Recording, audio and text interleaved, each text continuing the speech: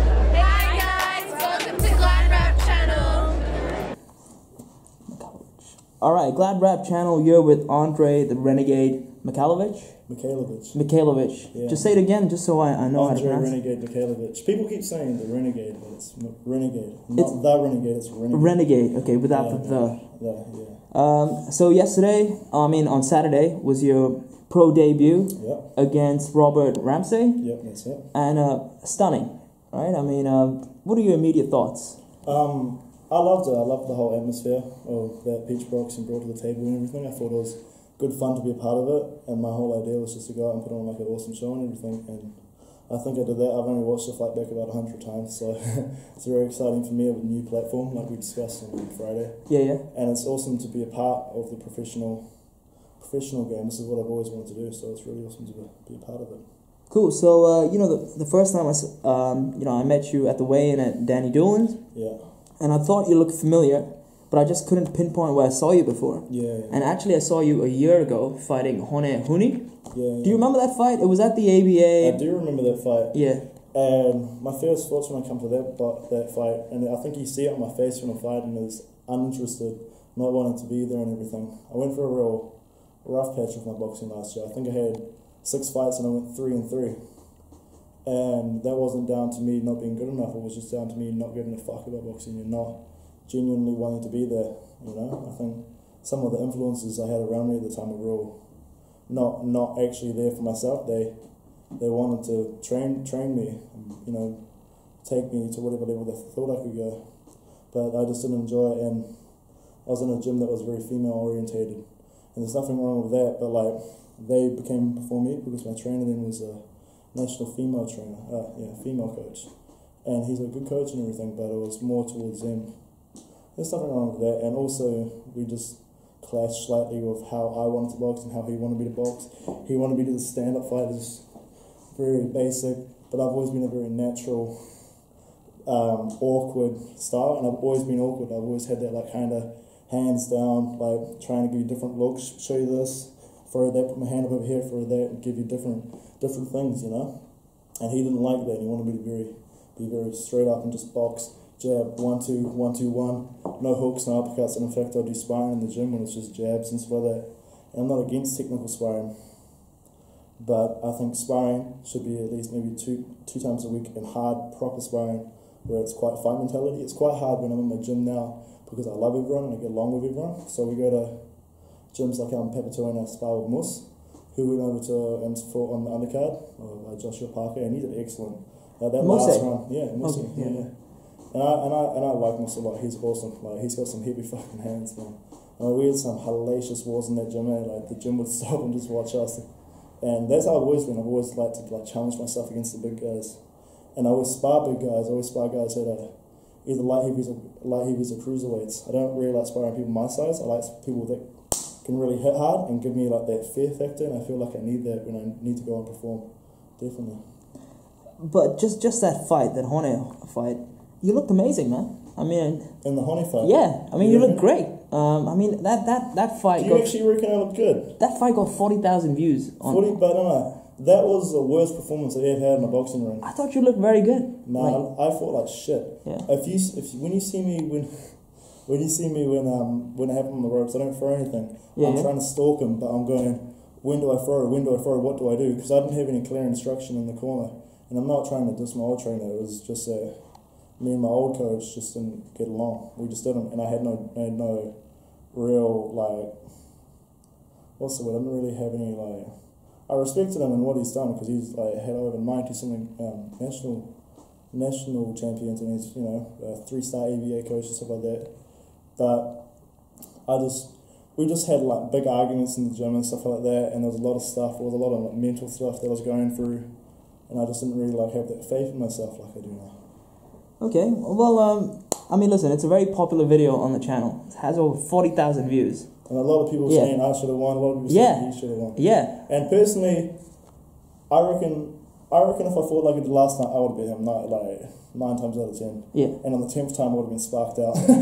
But I reckon I should have beat him if I was on my A game. If I'm on my A game, I should hopefully beat everyone. I think there's a few fighters that will fucking kill me. Like, I mean, Leroy Hindley, do you know him? He went over on the Commonwealth Games, and I fought him when I was 18, and I was a relative novice, and I'd only have about 12 fights, and I fought him in the Nationals final, and that was a big fucking war, and I got my ass kicked. And there's nothing wrong with getting your ass kicked as long as you learn from it. Yeah. If I went out there and and I won, I wouldn't be the same person as I am, because I had 25 fights as an amateur, and I lost 5 times. But the people I lost to were like Leroy, like Ryan Scaife and stuff like that. And Josh Nika actually. I actually lost to him as well. So I lost to the top in New Zealand. But a lot of it was, as an amateur, I didn't train hard. I never trained hard, and I've only given up smoking recently. Yeah. No, I've only given smoking up recently. Yeah. I never went for runs. If my mates went at the gym, I wouldn't train. Like, I'll go to the gym if I have a really good friend called Chris, and like if he was not at the gym, I'll be like, nah, I'm not training today. I'm just gonna go half-ass up in the bag. And the only time I actually enjoyed being in the gym was when I was sparring, But the problem with my old gym was I used to spar 3 times a week, and it was too much for me. And I actually went through a phase last year where I had a concussion, and I was with my ex at the time, and I would cry over nothing, just absolutely cry, bawl my eyes out, and I had no idea why. And I went to the doctor, and I said, why am I crying all the time? I've got a good life, I have a good job, I've got really supportive, good friends around me, my best mates, Tyden, Jeffrey, Jordan, JJ, I love you guys. But I just couldn't pinpoint it while I was crying and all that. I went to the doctors, and he said, what sport do you do? And the first question he asked me, I said, I do boxing. He was like, yeah, seriously, you've been sparring too much. And I told him about how much you've been sparring, and he was like, yeah, you need a break.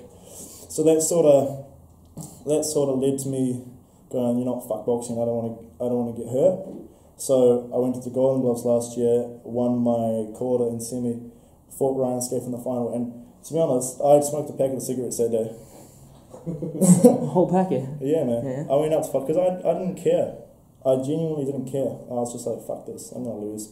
I knew I was going to lose to Ryan. Ryan's a big dude, and he was a lot bigger than me. In fact, I'm not making any excuses. Well, actually, I'm actually talking about how I lost. So I weighed in at 69.3 because I missed welterweight. Okay. 300 grams over, and I was like, yeah, I'm not going to lose extra weight because I couldn't be bothered, and I couldn't care less, to be honest. So I fought my quarter and my semi on Saturday, and then on the Sunday I had the final against Ryan. And the whole day I was like, yeah, I'm going to lose. Yeah, fuck it. Fuck this shit. And I got him, and he was bigger, better, stronger, and just so technically good. And I was actually in awe. I remember fighting him, and he would do shit, and I'd be like, bastard, you're really good. But yeah, and I like Ryan. Like, he's a cool guy, and he's really he was like the perfect person to send over for the Commonwealth. His dad Grant, who actually I've got a story about him. Ryan is such a such a great representation of what a New Zealand athlete is. Okay. In the gym all the time, big, strong, powerful, and I respect him big time. Grant who? Grant Scaife. Grant Scaife, okay. Grant Scaife, after the Nationals final, hated me because actually what happened when I was developing into the person I am now. Obviously, I'm a little bit older than I was then. I was 18, just turned 18 actually, and I was in the finals of the men's elite division, and I'd fought Dominic Rowe, beat him, who's a really good fighter. I'd fought this other fella, I don't remember his name, and I got to the final, and I was confident I was going to win. And I remember warming up, and I was yelling at Leroy, because when I get anxious, I tend to get more elaborate and more out there and stuff like that. Like, you see me sitting down now, quite quiet, I don't really But when I get nervous, that's when I think you'll see the best. You see the best of me. Obviously, I didn't actually realize that until I've recently, especially trained under Isaac and stuff like that. But growing up and stuff like that, I would turn that positive energy into a negative, and I was actually yelling at Leroy and saying I'm gonna fucking do this and that, and it was disrespectful. It was stupid, and I shouldn't have done it. But I didn't know any better. I was young. What were you trying to do to him? Were you trying to provoke him? I think I was just trying to get amped up to fight. Okay. Because I was scared. I was genuinely scared. I was just trying to get in the right frame of mind to fight and stuff like that. And so I got a bit berserk, and it went against me because I got absolutely fucking annihilated by him. And that was because I wasn't mentally all there in the ring. Like, I used to be 100% in the ring, 100% in the gym and 40% in the ring, just because I'm mental. It's all mental, and that's something I found with boxing. It's all mental. You need to have trust in yourself and back yourself. I think that's the most important thing, and that's something I've learned with training with Isaac, because if I back myself and I believe myself, I'll go as far as I want to go, and having the right people around me. And I think also having the right team. I don't like saying team because, I don't want to be like team fucking Renegade or anything, but having the right stable mates, I got, David, I look up to him like a big brother. Like, me and him, I love being around him and seeing how professional he is. He's a professional boxer, but he's professional with his attitude, and I really love being around him, and I really enjoy his company and stuff like that. And, he backs me, I watched the interview with him and he said we spar, and we do spar, but he takes up the whole fucking ring. He's huge, man, but we have some good fun, but there's obviously with him, since he's so big and so powerful, there's limitations on what he can do to me and stuff like that, because I'm human and I got a chin. I do believe I have a good chin, but if I'm not watching and I'm not onto it, and with someone that big, I'll get dropped and I'll go down in flames. So, yeah. So how did you get started into, what age did you start boxing? So, I started boxing about 14 or 15. And I've gone into how I had a cigarette in my chest and all that kind of stuff, and I've always been quite competitive. Okay. But my competitiveness has always been it's not that I'm competitive, it's that I like to be noticed. I don't know if maybe that's an arrogant trait about me, but I like to be in the spotlight. Okay. I like to perform and stuff like that, and be a performer. I've always been a performer. Before I was doing boxing, I was playing guitar, because I thought at 8 years old I was going to be something big. I remember telling my mum, I was like, I'm going to do something with my life. I'm going to be this, I want to do that. And if it does happen, if it doesn't happen, I don't know. I can't tell you how it's going to go, but I've always thought that I'm going to do something with my life. And on Saturday when I fought Rob, and I have much respect to Rob, he was a tough dude, man. He was awesome. And very polite, he's actually genuinely just really polite to be around. Yeah, seems like a wonderful guy. Yeah. He actually does. He was actually really nice. And it was quite funny when we were doing the stare down. I'd never done a stare down before, and I was anticipating it. But when I looked at him, I went up on my tiptoes just to exaggerate my height slightly, and he cracked a smile at me. And I just saw it. I was like, he just seems like such a nice dude to be around. But you got to get rid of all that. He's cool and he's nice. And actually, when you get in there to try and take him out before he takes me out, it's kind of kill or be killed as a pro. And especially with the size of the gloves. So those gloves are tiny, man. I was shocked when they brought the gloves down to the dressing room and I had my hands taped. 10 ounces? Yeah, 10 ounces. Okay. They're tiny. They're like latex gloves almost there. And I remember whacking myself and going, fuck, man, that's going to really hurt if I get hurt. So that's why I was a little bit worried, but then as soon as I hopped in the ring, I just let it all out there. I was like, fuck it, if I get chinned, I get chinned. Yeah. And that's my attitude. I'll go out there and give 100%, but I'm not really that scared to lose. Talking about the fighting style, so what I saw, on Saturday was completely different to what I've seen last year. Yeah. Is that just because now you're turning professional? Maybe you're trying to entertain the crowd as opposed to the amateurs. I mean, is that intentional? The difference? Absolutely. Okay. As an amateur, I feel like you're quite restricted with what you can do. So as an amateur, it's not a fight. It's about you're not considered a prize fighter. You're considered a boxer and stuff like that. And it's very much Vasco Kovacic actually told me this. It's so amateur to professional is like rugby league to rugby union. Same but different. Yeah. And amateur boxing is very much about respect and being a boxer and showing technique and class and all that. And I'm all for showing technique and class, but I want to do it my way. I'm not saying that being a technical boxer is boring, but I want to kind of do it my way in a way.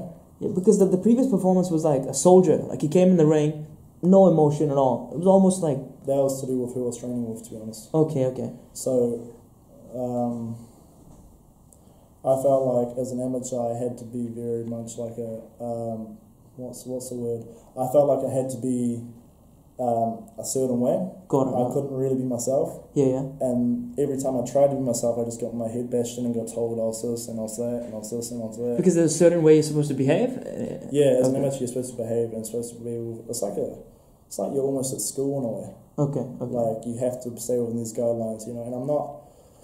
And also, on the subject of being an amateur, the reason I turned pro is I'm 20, right? Yes. Theoretically, I should still be an amateur and still be going, I want to go Commonwealth Games. Yeah, because David Nika, he's still going at it. Yeah. And I actually really like David Nika.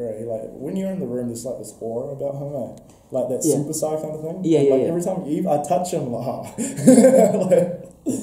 so he's cool, man. But I knew in my heart I was never going to go to the Commonwealth Games. Like, you know, there was talk last year between like my peers and my coach, like, you know, there's like an opportunity for you to do this if you want it, and you have to beat the certain fighters like that. But I knew, A, it wasn't what I wanted to do, and B, I was never going to get in there because I had a rough time with the selectors because I was seen as that I had a bad attitude, and mind you, I did have a bad attitude. I didn't enjoy being an amateur. I didn't enjoy, you know, I'm 78, 79 kilos naturally. And getting down to 69 kilos, I was so skinny and I hated it. Couldn't eat, couldn't drink, and then the fights were shit. I fought shit and I didn't like it, and the gloves were big. Like I'm a puncher, and I can confidently say yes, I'm a puncher. But with those 12-ounce gloves on, I couldn't do anything really. I mean, I knocked out a few guys as an amateur, but like, you know, it just wasn't the same with these gloves and with the wraps I'm wearing now. They're like bricks. And watching the fight back, with Isaac saying they are like bricks, and that's a very true description. Yeah. They are fucking hard. And anyone, you could be a light puncher, you're still going to get hurt as soon as you get hit with them. And yes, I do fight with my hands down, but when I'm fighting with my hands down, I'm using my peripheral vision as well as I'm looking at you, but I also understand my range because I'm very lucky to be quite a tall middleweight and have really long arms. Yeah. That's the one thing with me is people don't understand how long my arms are until I actually get in there. And like, I can throw a hook from down here and come up, and like you won't see it coming and stuff like that because I can back it with speed and stuff like that.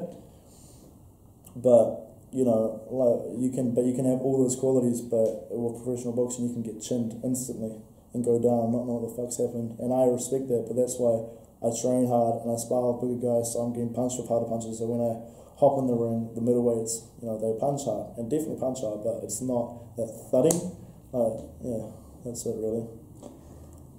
Look, Andre, you look like you have a real promising career in front of you. Yeah. But it's only like there's this part that you have to stick on, you know, in order for that success to come about. Yeah. So I guess, are you with the, you know, like, are you in the right mindset? Are you surrounded, because you're young now, right? You're 20. I mean, there's people doing all sort of things, I see right? what you're saying. Are you, like, you know, is it hard to stay disciplined? Is it hard to be a boxer in this? No, it's not for me. Okay. Because I dropped out of school at 16. I didn't go to uni. In fact, I actually got kicked out of school because when I was 16, I had a big argument with a teacher, and when I walked out of the class, I punched a brick wall and I broke my hand. And they pretty much told me, like, you know, you kind of got to leave or we'll get you a job or something like that. What happened with the teacher? She just got a massive fright, to be honest, because she was been picking on me. And my issue is I can't concentrate for that long. Okay. I have a real bad attention span. Okay. And that's why, I don't know where that's from. Maybe I've got ADHD or ADD, I don't really know. But she just been picking on me and this and that, and I ended up breaking my hand, and I looked like a fucking idiot. Punched a wall? Yeah, and broke it. Like, my hand's still got a bump from it. And I broke it, and 4 weeks later I broke it on his face. Do you remember that? Right. You broke your hand on his face? Yeah. Because we had an argument over dinner, and I punched him, and I redid it. Alright. So that was a bit of a shame, and I was out of boxing for a little while. And I couldn't, but that's where I think I developed my left hand, because my left hand's quite dominant over my right hand. I hit hard with my right hand, and my left hand does all the work in that.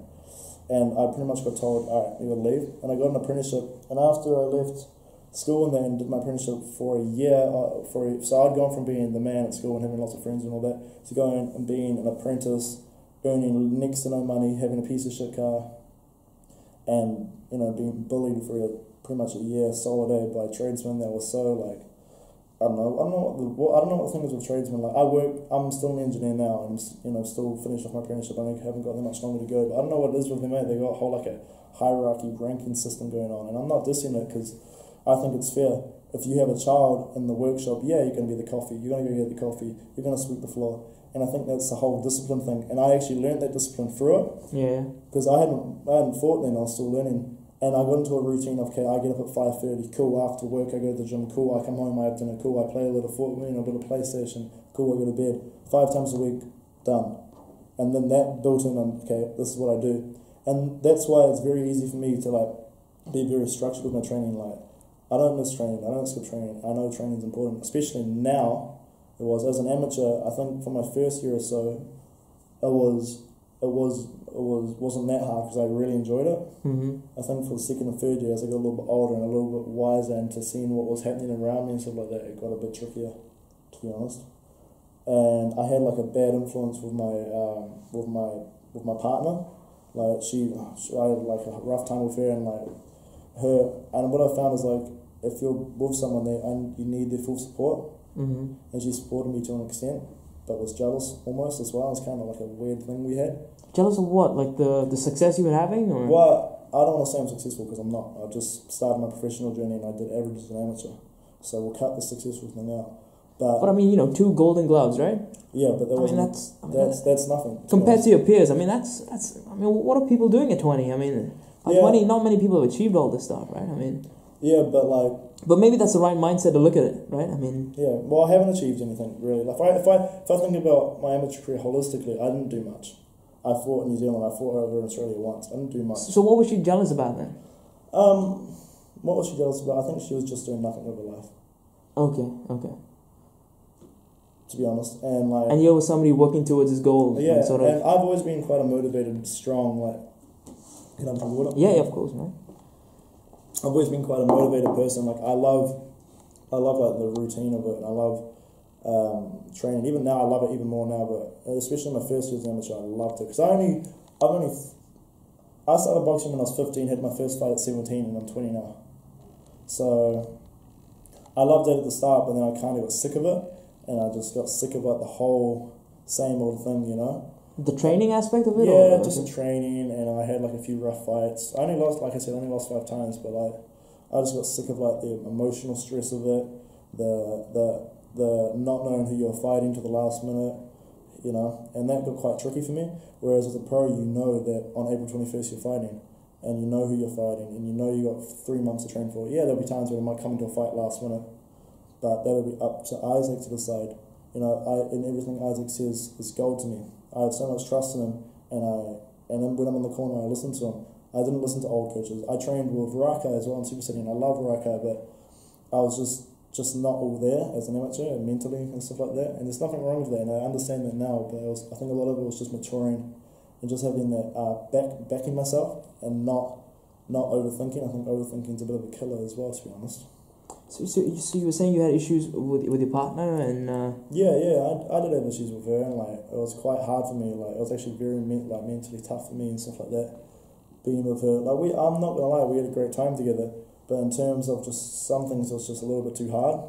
I was my first proper relationship and stuff like that, and I just was I can't do this, And with my boxing and with the concussions and stuff like that, I was forgetting shit. I even forget shit now, and I'd forget to tell her stuff, and she'd just abuse me for it and this and that. And I just was But throughout that period, you were still focusing on what you had to do. Yeah, my boxing and that. Yeah, I was still focusing on it, but and I was still in love with it till I was about 19. Okay. When I hit 19, because I'm 20 now. When I turned 19, not last year, the year before last year, I was at a point where I was I don't know what I want to do with this anymore, because I knew I was never going to go to the Olympics. I knew it. There was no New Zealand.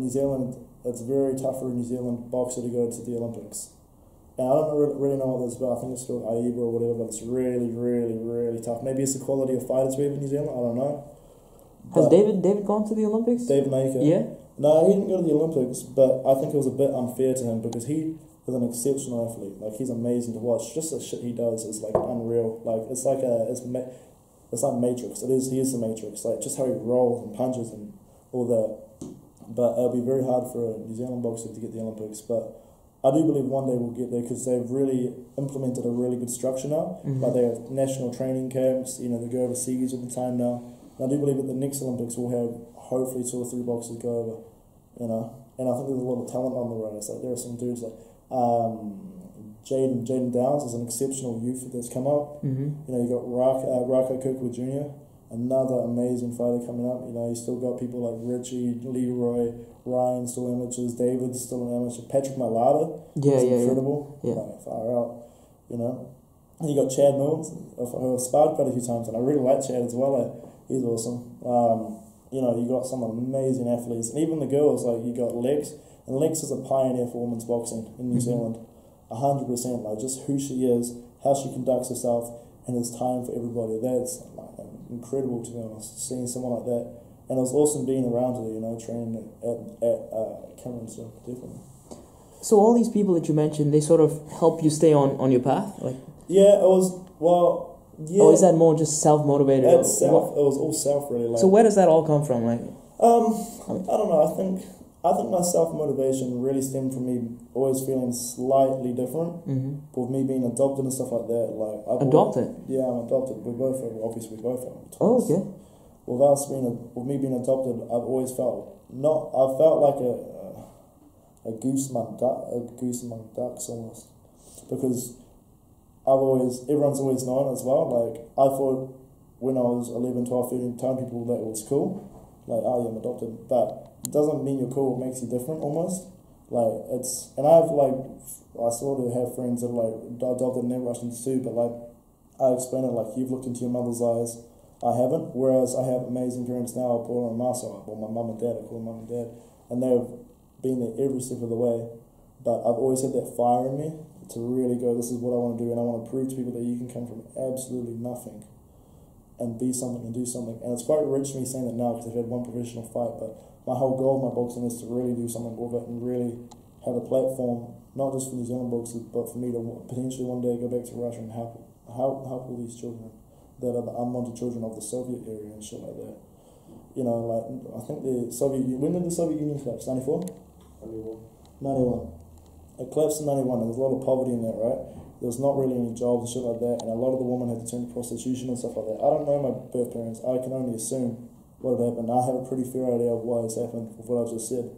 So how did you get to New Zealand then? Well, my mum and dad wanted children, and I think they would like the idea of giving children a better life, and they've done that not just with me and Nicola, but we have a little sister called Harmony, who's 13 now, and she's Māori actually. So my dad's Dutch, my mum's English, we're Russian, and my sister's Māori, so we're a pretty diverse family, you know. And I think my mum, they're just incredible. They just wanted to give us a better life, and yeah, man. And then they got us, and then they've been the best parents ever. They've had to put up with a lot of bullshit with us. A few times me and my brother got into a punch-ups and the cops has been around and stuff like that. Some like real bad beatings from him, real bad beating from me. But that's just how it is, and that's just part of growing up, you know? Does that make the connection? I mean, since you don't have you don't know who your parents are, just to have your brother beside you, I mean, does that make it a little more powerful? Because you got someone. It does make it very powerful. Who's blood, right? But the thing is like, I almost feel like, in a way, that he's here to look after me, and I'm here to look after him, in a way. And then that's all good in that, but I also understand that he makes his decisions and I make my decisions, but whatever he does, I'll always be next to him. You know, and I love my brother so much. You're awesome, and I appreciate you. But it does make me go, yep, he's my blood. I look after him, in a way. Even though it's not necessarily, and he'll disagree that I don't look after him, because I don't really, but like, I'll always have him in mind no matter what I do. And I'm sure if I was in the gutter being homeless one day, he'd pick me right out of the gutter as well, so that's just sort of how it is. Do you have a longing to see your parents? Like, I mean, if they ever wanted to make contact, I don't know. I mean, would you like to, or? Would I like to see my parents? I think everybody would want to see someone that they haven't seen before, and I try not to overthink things. But I think it's more of an emotional journey that I need to do when I'm a bit older. I don't know if time's running out because I don't know how old they are or anything, but I think it would be nice to like see a photo of them, but I don't really want anything to do with them because I am happy with my family. I love my family. Their family is not blood. Family is people that you care about and love, alright? A mother is someone who looks after a child and raises them and is there for them. And that's how I've taken it. So, do I want to see them? Yeah, potentially down the line, but right now it's not something I worry about too much. I'd love to know if I have any true brothers or sisters, and I'm sure Nicola does too, but it's not something that I worry about too much, but maybe when I'm a bit older I'd like to find out, not right now. So in a way, that's sort of motivated you to be your own man in a way, sort of, you have to look after yourself. I've always been my own person. Yeah, I've got my best friends with me now, but I've always wanted to strive to do something big. I've always wanted to go out there and do something and be crazy almost, So I've always had friends around me and stuff like that, and good friends, like best friends, like my three best mates now, and they're always going to be my best mates, and I'll tell you now, there's not going to be one fight where they're not there. So I am my own man. I'm my own man in a way that I feel like I do things my way in a way. Like I talk to people how I want to talk to people. I I don't think I'm that politically correct, even though I'm speaking quite softly now. When I'm around them, we're like, I think we're all a bit different, all of us, and that's why we get on so well. We all have had issues, you know. So I think that's why we get along so well and stuff like that. So you got through the first professional fight. Yeah. What's next, man? Well, what's next is I think I'm fighting in June. I'm looking forward to that. I love the whole ordeal of it. Going from my mates coming around this week. We're going to the weigh-in. I see you. We do a few takes for that boxing intro and all that. Just the whole ordeal of being there, being on the scales and going like that, and being happy to be there. I love that. I loved going after the weigh-in. We went and got a big feed together. We're cracking jokes. They stayed the night at my house. We're like, just having a good sleep. Like, we fucking, just they stayed at mine. Then we had a good day Saturday. We relaxed and we went and got haircuts and stuff like that. Mind you, I didn't get a haircut. I was so excited. I got a haircut on Wednesday. They got a haircut and I had to sit there for fucking 2 hours. So that was fucking ridiculous. So, and then just going and rolling to the fight, listening to bangers, like Queen. I love Queen and like the Black Eyed Peas, and then just getting there, putting on the wraps. Never had wraps on before. Just feeling them, feeling how solid they were with the bandages and the gloves. And then when I walked out there, like, I was just so excited to be there. I remember going like that in the ring and just going, holy fucking shit. Yeah. What the fuck have I signed up to? But I loved it. I loved every second of it. And being in there, it's like crazy, man. As an amateur, like I said, I felt restricted with a pro. I felt like I was on a real, I was free. I was free to be me and show who I was. Like, the whole thing was kind of thought through. Like, I don't think about my fight. I don't like to overthink my fight. I have a kind of an idea of what I want to do. And I've discussed it with my trainer, and he's actually told me what to do, and I thought it was instruction, but the whole thing was, in my head was planned. Like, I wanted a big black robe, I wanted to wear pink shorts. The pink shorts were, so if I'd worn black, white, or whatever, like, yeah, cool, it's just a box. If I wear pink, why is he wearing pinks, and why is it sequins? And Sweet Caroline was awesome to walk out to. Come on. That was a smart maneuver. Yeah. So I kind of had an idea. I was like, yeah, I want to put on a show. How do I do it? And I went through it in my mind. I just kind of gradually build up to what I wanted to do. Yeah. And even waiting 20 seconds for the song to build up to when I hold in the ring to Sweet Caroline. I saw you pumping your fist and stuff. Yeah, man. I was going for it, man. I was just like really just wanting to go in there and be like, welcome.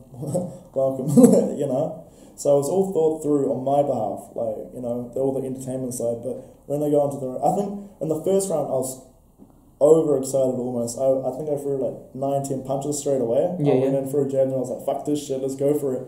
And I like pushed him down, like yelled up at the audience. I was like, ooh, like that. But that wasn't, I didn't mean to be cocky or anything, but I was just so excited to be in there. And all the show-off stuff was like, it kind of looks a little bit average, but I liked it. I thought it was quite fun. But like, there's a fine line between disrespectful and having fun. I was having fun, but it's almost too much fun, and I kind of didn't take into consideration of how I would feel if someone was doing that to me. Yeah. So that's how I'm going to go out a bit now. Like, it's all good to crack a smile and all that, but maybe not to that extent of like fucking ruthlessness. Almost. That's interesting. You're looking at it from different perspectives. Yeah. I mean, from an audience perspective, it's fantastic. Right? You like don't change a thing almost. Yeah. It's like just leave it. It's perfect. Just do exactly what you want to do. Yeah. And just forget about it. But then, I guess if you put yourself in Robert's shoes, I don't know.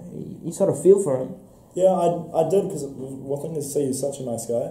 Yeah. When I'm in the ring, if he had landed I hit him with a massive right hand, and I just ran at him and I was like, fuck it, I'm going to go for it. Sorry, I didn't hit him with a massive right hand. I hit him with like a jab or something, and he wobbled. Is this when he was on the ropes? Yeah. And then that's when I rushed across the ring, and I was just like, and then I went for it, and I threw quite a few punches.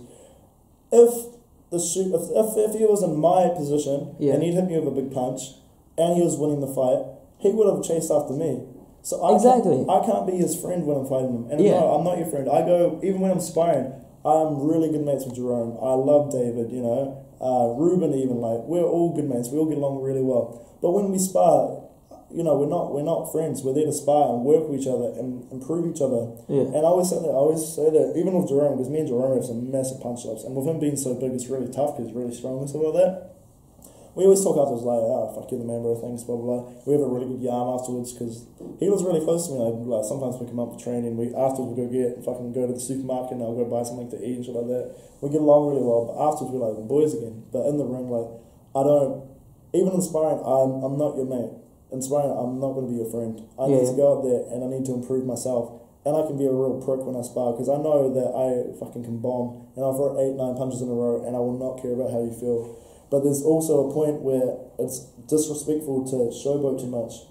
You know, it's all good. I know you kind of smile like we that. love it, man. You know, I know you love it, but like, you know, so there's like a performance aspect, but there's also a point where it's like, yeah, cool, let's get back to boxing. You're a fighter. Exactly. Yeah, I think that's what your coach might say. Yeah, and that's what Isaac said that to me. So I mean, if I wanted to be a performer, I'd go into be an actor or a, you know. Yeah. But I'm not an actor. I'm not in some drama skit. This is I want it to be dramatic. It's serious business. It is serious, and when I'm in there, I want to go and put on a. I do want to put on a show, but I'm also in there to fight.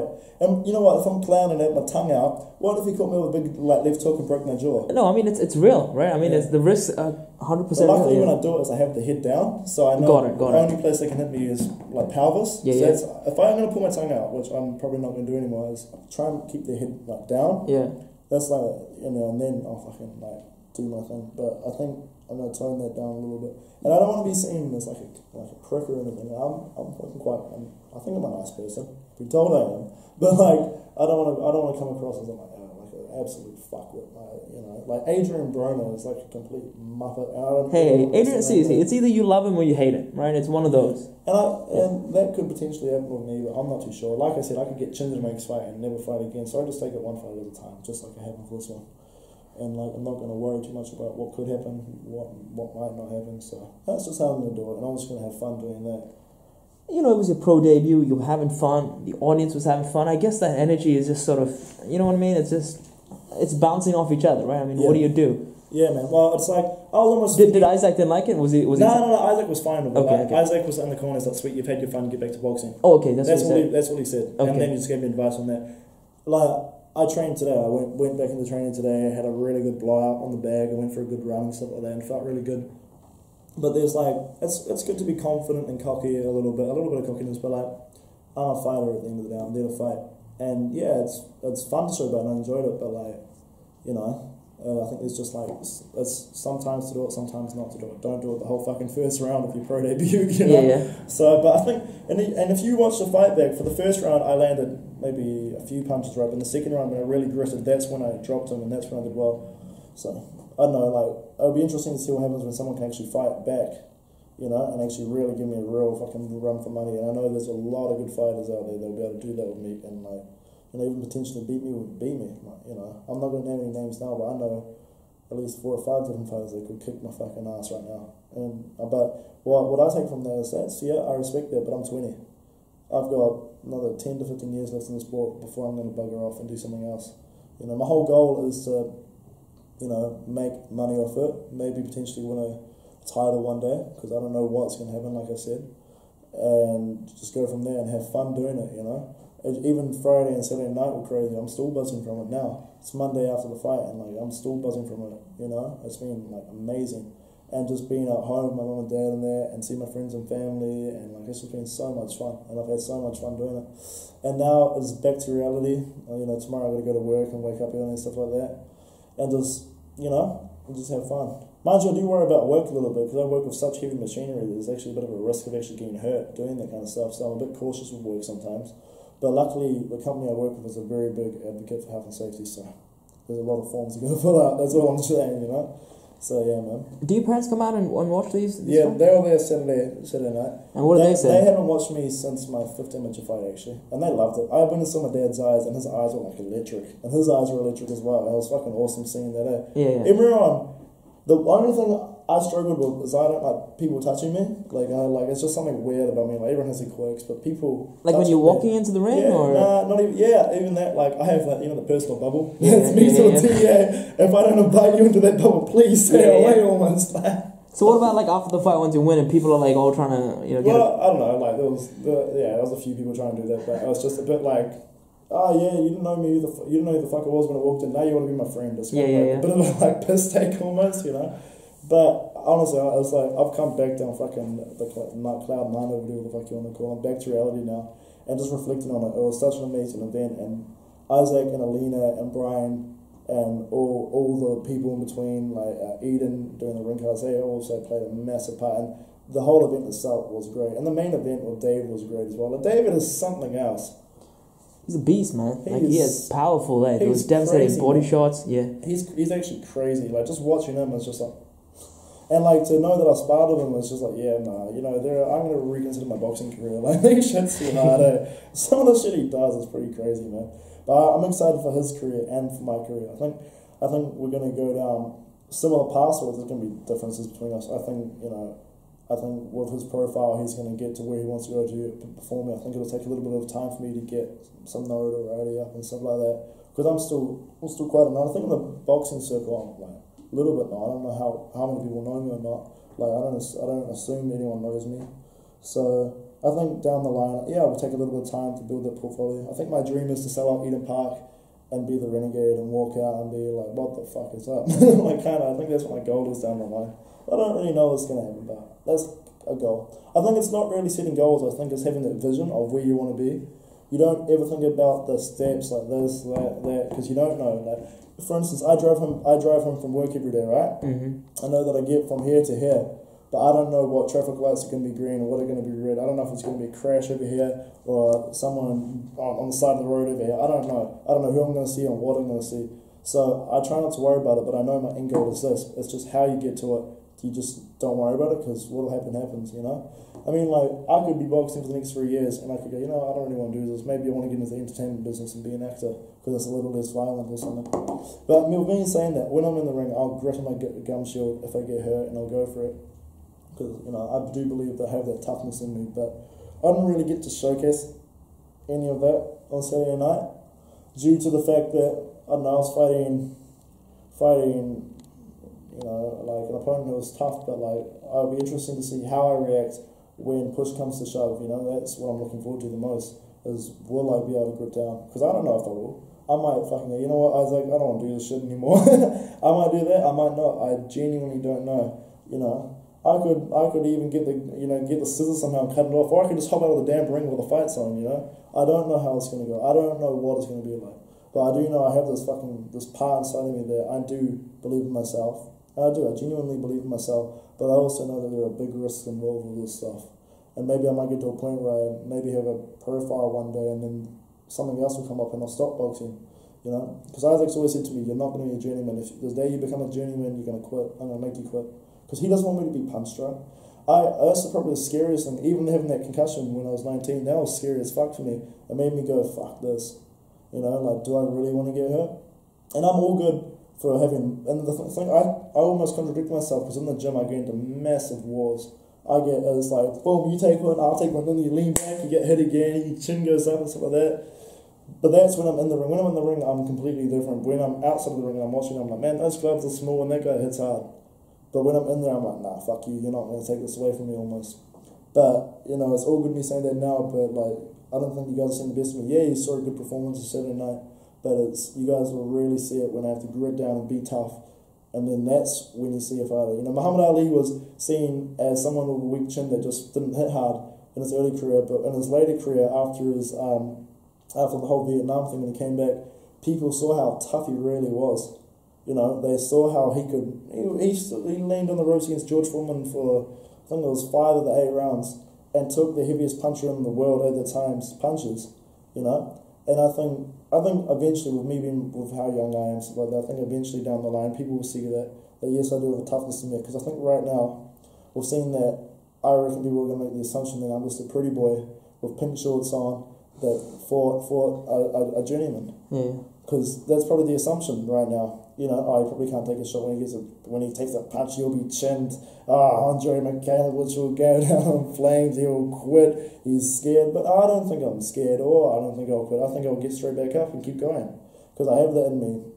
The only thing I'm scared about, and in fact, I have enough belief in myself is that, like, I'm willing to go the extra mile in the ring and go when I'm beyond limits. And I've proved that in the gym 1,000 times. I haven't really proved that in any of my fights yet, even as an amateur. I only think I've done that once, as an amateur, and that was against, who was it? It was on my 13th fight when I lost the youth nationals and I had to fight the men's national champion in 2016. And it wasn't Josh Negos, I forgot what his name was, because Josh hadn't fought in 2015 because he was over in, where was it? Somewhere in Saudi Arabia fighting at the Worlds, and props to him. It's like the fucking world. It's like, you know, why would you go to nationals when you're over there, you know? And I fought whoever it was, I forgot his name, and I beat him. And that's when I had the grip down, because in that third round I was real tired in that fight, and I was like, you know, I want this. And that's the only time as an amateur when I was like, yeah, I could actually do something with this. Yeah, I had a few fights where I won, and I won well, but I never really showed my best as an amateur. I always fought scared almost. I was scared of getting hit, scared of that, but now that I'm a pro, I know that there's like an intimate factor, and I also believe in my punching and all that. Like, I'm not the biggest puncher in the world, but I know that if I hit someone, I can hurt them, and I believe in that. I do believe in that 100%. But like I've said, I could get chinned in my next fight and never fight again. I don't know what's going to happen, you know? That's the thing. I mean, that's why it's good to do an interview like this. I mean, because we're seeing the pure vision, right? We're seeing. How much more time have you got left? Because I can go on that. We can go maybe another. You can keep. Yeah, no worries. We'll go another 10 minutes or so. No, yeah, sure. But it's good to capture the vision, right? I mean, we can look back on this and just see how far you've come. You know. Oh, definitely. It'd be crazy when I'm like 30 and below. I'll show my kids one day. Yeah, man. I mean, this is me when I was 20 years old. And yeah, but like, if we go back. Let's go back. Like, this is. I'll tell you what happened last year. I'll give you a little bit more detail into who I am and stuff like that. And somebody's calling me. Titan. Don't call me. 6 months ago. Sorry, before I was with Peach, I'll tell you how I met Peach. Actually, this is a good story. Yeah, that's a. When I was scared of Isaac. He's a scary looking dude. He is intimidating to me. If you don't know him and how he talks, he's a really scary dude. And I was scared of him. And I remember after Golden Gloves, he asked me to come to his gym to spar. Okay. And I was like, and I wanted to, but I was scared of him. And I was scared of Boaz. Because Boaz has an aura about him. A very, very good, like, this strong aura about him. And I like that. And I've told him that a few times actually. I like that about him and Isaac. The reason why I trained with Isaac was through Ruben Webster. Okay. So I was at Super City, and I didn't know anyone. It was my first day there. I knew Raka, I knew like Mr. Downs, Russell Downs actually, and like they were like, oh, Andrei. I knew a few of the fighters there. I didn't really know their names or anything, but I sat down, I sat by myself, and I was doing my reps up, and I was sitting next to this guy, and he smiled at me, and we started chatting, and I was like, oh, what's your name? He was like, oh, I'm Ruben. I was like, oh yeah, and he was like, yeah, I'm a pro. And I was like, oh, you're a pro. Oh yeah, and I was like happy yes to like talk to him and stuff like that. And I was like, who do you train with? He was like, oh, I train with Isaac. I was like, Isaac, the guy that wants me to spar with you. And he was like, yeah. I was like, oh, yeah, okay. Well, I like you. I'll come to the gym then. And I went to the gym, and I was still scared of Isaac. He was an intimidating dude, and I sparred with Ruben. And like, but what I first noticed about the gym is how nice everyone is. It's like, it's a West Auckland gym, man. There's some real true Westies, and I love it. And I'm a West, I live at West myself, and I loved it there. And I was like, fuck, this is a cool place, man. But what made me train there was Isaac texted me, and he was like, you know, I really rate you. You know, do you want to come train with me? Actually, I asked him, oh, can I train with you? And he said yes. But what happened during that time is I broke my wrist. I did my cartilage through here, and it still plays up every now and then. And I had a spree of really heavy smoking and drinking and partying, and I was single, so I was out all the time, going on dates and silly shit. And I went back to him. Oh no, he texted me. He's like, "What's happening, bro?" And I was like, "Oh, you know, my wrist is sore." And he just texted me, "You're coming tomorrow. Bring your gloves." And I didn't know what to say to that. So I came on Monday and I trained, and I hated it because they actually train really hard. They're actually the hardest working gym, I reckon, in Auckland. With how they train and the like toughness, there's a real toughness about that gym, like no quit attitude. And I actually really appreciated that. I was like, this is crazy, but I hated it because I'd never trained hard before. Like I said, as an amateur, I never trained hard. How did the hand play out?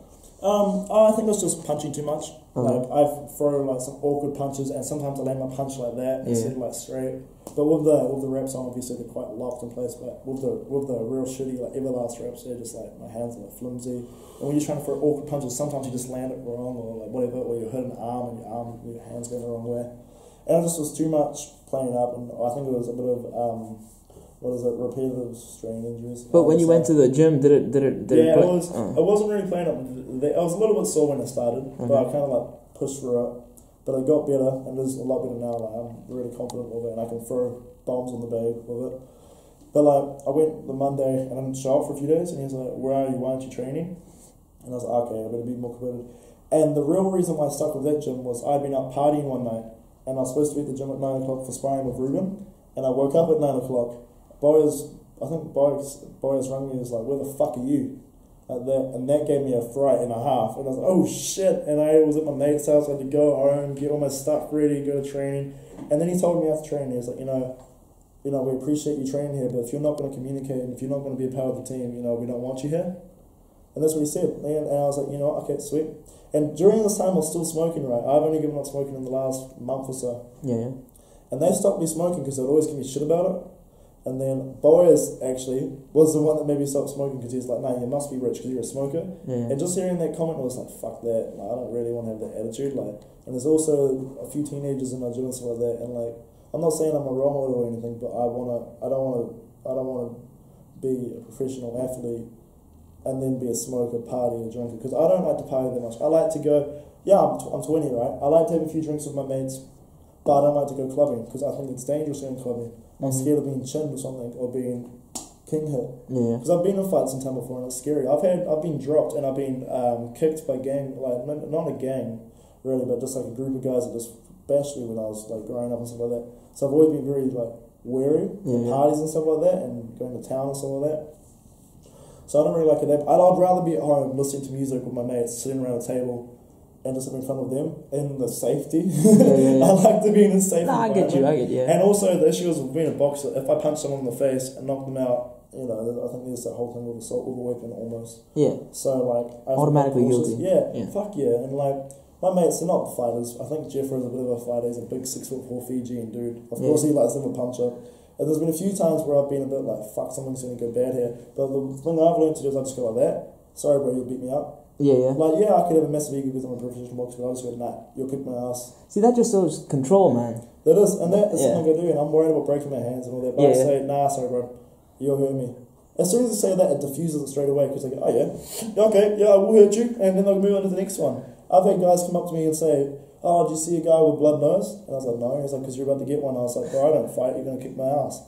Like that. I just shit like that, and then it diffuses the situation straight away. And that's something I've learned to do, but when I go to town, I'm always a little bit uncomfortable. Even like when you're partying and you're dancing and all that, I'm always a bit like when especially when people are close to me, I get a bit anxious. Yeah. So that's why I don't like necessarily going to clubbing that much. And after 2 beers, I get tired.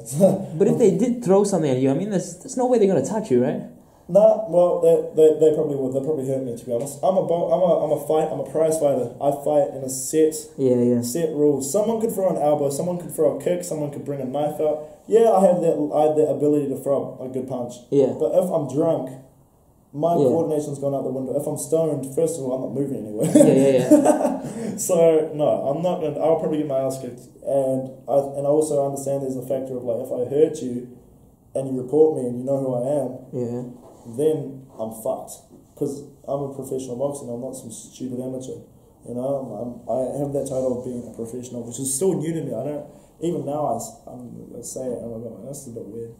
So there's that side to it, I guess. So anyway, get back to it. So Boaz and Peach were sort of telling you to get back on track, or yeah, definitely. They've always been very supportive of me when I go there, because I think they like the whole they call me the crazy Russian. I don't like to talk about me being Russian, because I don't want to bring any racial thing into it. Yeah. Just imagine if we went to war with Russia, okay? You know how unstable those motherfuckers are? I don't think we are, but I think we're good. No, I'm just saying, I don't like to bring the whole race into it. I just want to be known as Andrei Renegade Mikhailovich. I don't want to be Russian or anything. Yeah. In the gym, the Russian's my gym name. Yeah. Just like David Light is like Dave. Yeah. Just like Ruben is Rube, or Rubux is like... The surgeon. Or Jerome is Geronimo. Okay. It's just, it is what it is, but I don't want to be known as, he's from Russia, therefore what? I'm Russian, cool, man. Yeah. You got Indian, Asians, English, English fucking boxing scene's popping off right now. Yeah. So, it's just where I'm from. It doesn't really define me. It does in a way, I guess, but not really. I think I define myself. And with my attitude and who I am, I think it'll define myself.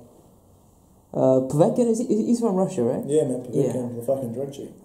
Yeah, but he's fucking... But it's not just Povetkin. There's a whole... Russia was... It's just known for strong athletes, man. Kazakhstan, and the Ukraine. Yeah. Have you ever fought in Kazakhstan? Or? Nah, man, I've never been back to Russia or anything. Okay, think about this. Russia had Kazakhstan. That's alright? And they had the Ukraine in there, right? So that is Vladimir Klitschko, Triple G, Povetkin, even though I don't really like Povetkin that much, you know. You know how many times I've been compared to Ivan Drago? You know how annoying that is? At school, I was like, oh, you remind me of Drago, you're shot, bro. I haven't heard that one before. Just because I'm tall and I got fucking the same haircut, you give me a fucking break. Yeah. So it's a bit of a piss take, man. Straight up, I call all my cousins sometimes. I'm like, yeah, Drago. It's funny, man. I love that shit. But they do have very strong athletes, and but that's to do with the fucking regime they have over there, and that's something New Zealand's doing really well now. Is they have a really good regime in place now with Harry Oddie, Cameron Todd, Jake Rivera, and stuff like that, and so lots of other coaches, obviously. And I think we're going to be able to go places. Like we went to the Commonwealth Games and we did exceptionally well. Yeah, you know that was the best performance we've ever had, and for David Nika to go out there and get 2 gold medals is unbelievable. Like, I look up to him so much, and he's such a talented fighter, man. He's crazy good. Josh, all those amateurs are crazy good, and a lot of them will still kick my ass. And then, if I had a fight with them tomorrow, I'd probably lose, to be honest. I'm not even that good, I just look good. I just looked good against someone that... Have you been in the ring with them, like David and... David Naika, first off, as a cruiserweight. Yeah, so no.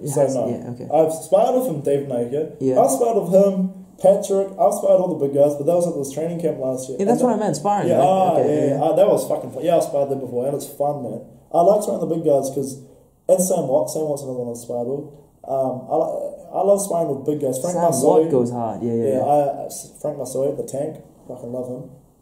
I spar with big guys because for me it's fun because I can go in there and go hell for leather, give it 100%, throw everything on the line. Against the smaller guys, I can't really do that. Yeah. Because as soon as I start hitting people, they start going, whoa, like that, having like a crying shit like that.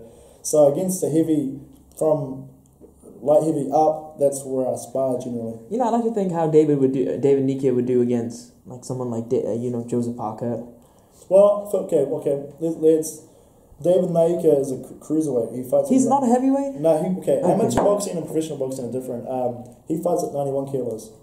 And I think when he turns pro, which I don't know if he'll turn pro, I hope he does, because he'll be a massive pioneer for New Zealand boxing. He will do an exceptional job of carrying New Zealand, I reckon.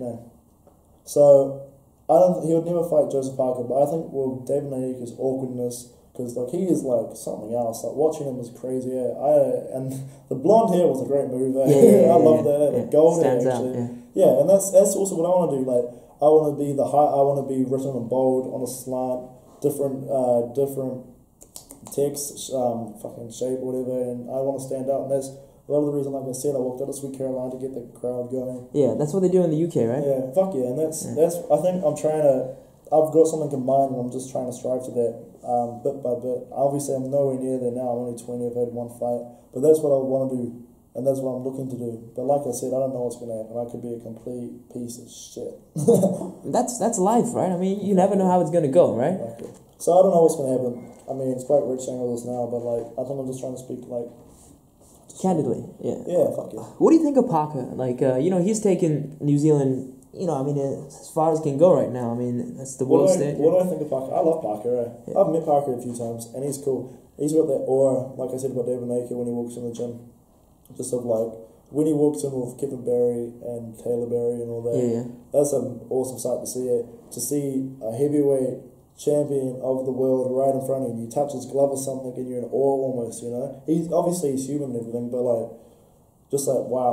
That wow factor, What do you think about him? You tell me what you think about him. He's incredible. He's a humble guy. He's great to interview. And he's a great fighter, man. That fight with AJ, his defense skills were amazing. I didn't think how good that was. I bet on to go the distance. Yeah. So I didn't actually bet on who was going to win. But I knew it was going to go the distance. What was the odds of it going the distance? It was around $4. 4-1. 450 or something, yeah. 450. Yeah. So that's that's pretty good. Yeah, but I just knew he had that chin that could hold up. Yeah. How do you break down that fight?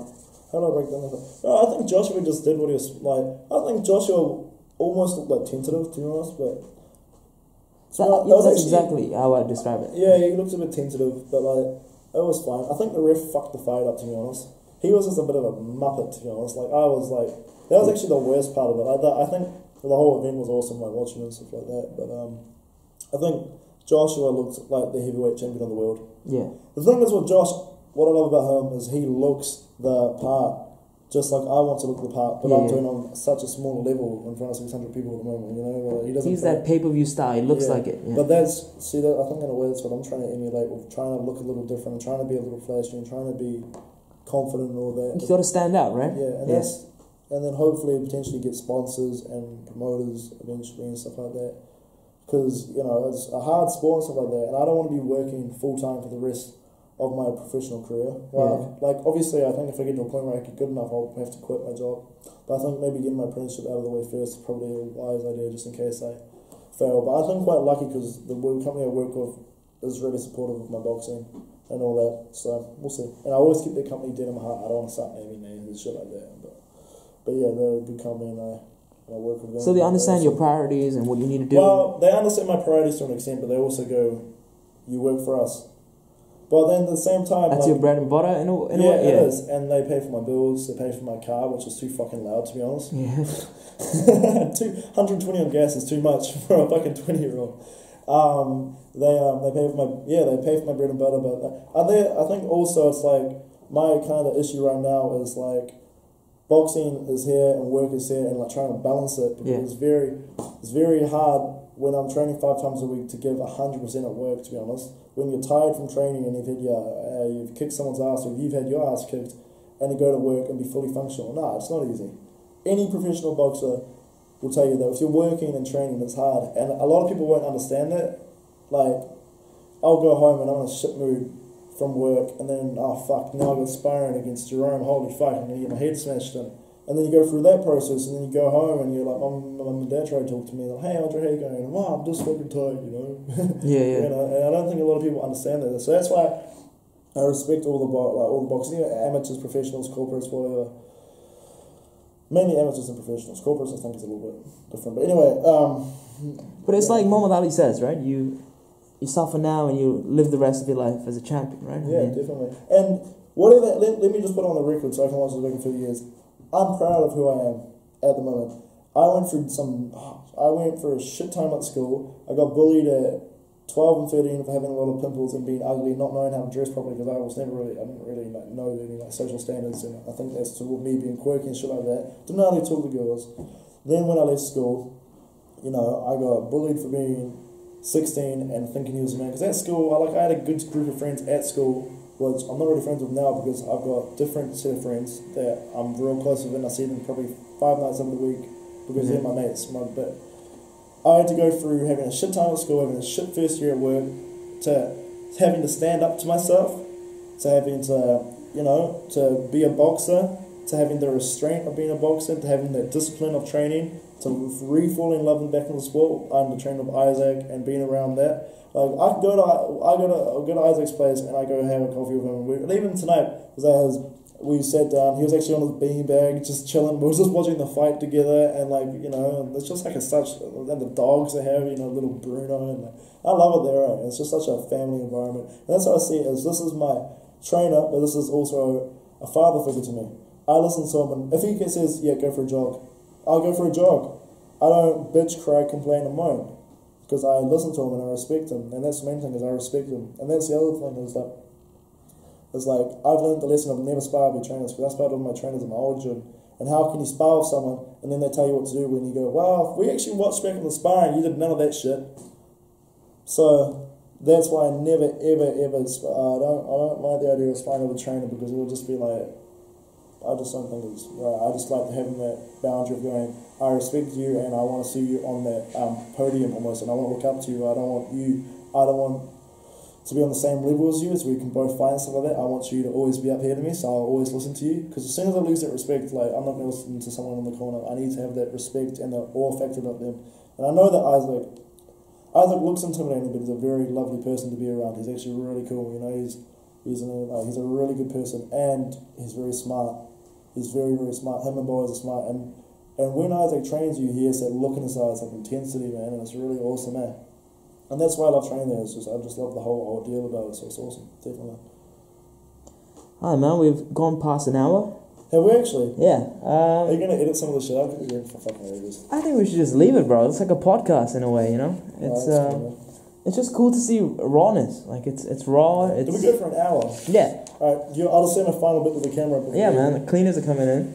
So the cleaners are coming in. Yeah. What time is it? Because I got no fucking clue. And I got I don't know. What time is it? What time is it? 5 to 8. Yeah, let's wrap this up, man. Fuck, we've been here for ages, eh? Yeah. I just want to say a big thank you to all the people that genuinely support me. I know there are a few people out there that don't like me in terms of maybe my boxing and what I've done in the past and the shit I've said. But you know what? Fuck you. That's straight up. Straight up. I don't give a fuck about what you say.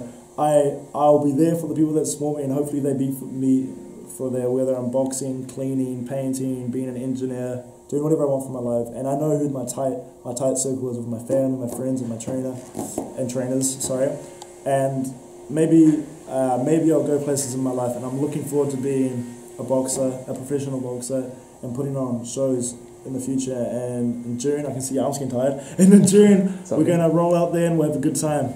I love you all. That's enough. See you, Nicola. Thanks for coming. Thanks for coming, bro. That's fucking awesome, man. Awesome, man. Thanks for that.